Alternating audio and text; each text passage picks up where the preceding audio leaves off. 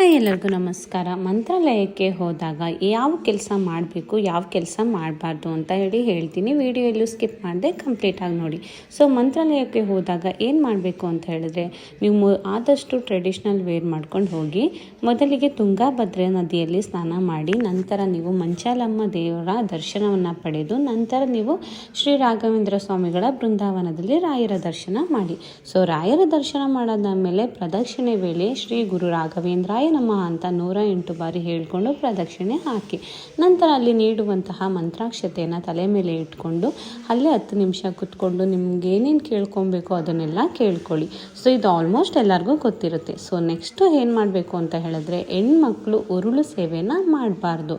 ಹಾಗೆ ಅವರು ಸಾಷ್ಟಾಂಗ ನಮಸ್ಕಾರ ಕೂಡ ಮಾಡಬಾರ್ದು, ಮಂಡಿ ಹುರಿ ನಮಸ್ಕಾರವನ್ನು ಮಾಡಬೇಕು. ಹಾಗೆ ನೀವೇನಾದರೂ ಸಂಕಲ್ಪ ಪೂಜೆ ಮಾಡಿಸ್ಬೇಕು ಅಂತ ಹೇಳಿದ್ರೆ, ಬೆಳಗ್ಗೆ 5 ರಿಂದ 7 ಗಂಟೆ ಸಂಕಲ್ಪ ಪೂಜೆ ನಡೆಯುತ್ತೆ, ನೀವು ಅದನ್ನು ಮಾಡಿಸ್ಬೋದು. ಇನ್ನು ನೀವು ದೇವಸ್ಥಾನದಿಂದ ಬರುವಾಗ ವೆಂಕಟೇಶ್ವರ ದೇವಸ್ಥಾನ, ಆಂಜನೇಯ ದೇವಸ್ಥಾನ, ಶ್ರೀ ಅಭಯ ಆಂಜನೇಯ ಸ್ವಾಮಿ ಟೆಂಪಲ್, ಹಾಗೆ ಬಿಚ್ಚಾಲಿ ರಾಘವೇಂದ್ರ ಸ್ವಾಮಿಗಳು 13 ವರ್ಷ ನೆಲೆಸಿದಂತಹ ಅಪ್ಪಣ್ಣಾಚಾರ್ಯ ಮನೆ, ಪಂಚಮುಖಿ ಆಂಜನೇಯ ದೇವಸ್ಥಾನನ ನೋಡೋದನ್ನು ಮರಿಬೇಡಿ. ಸೊ ಈ ವಿಡಿಯೋ ನಿಮಗೆಲ್ಲರಿಗೂ ಇಷ್ಟ ಆಗಿದ್ದರೆ ಲೈಕ್ ಮಾಡಿ, ಫಾಲೋ ಮಾಡೋದನ್ನು ಮರಿಬೇಡಿ. Thank you.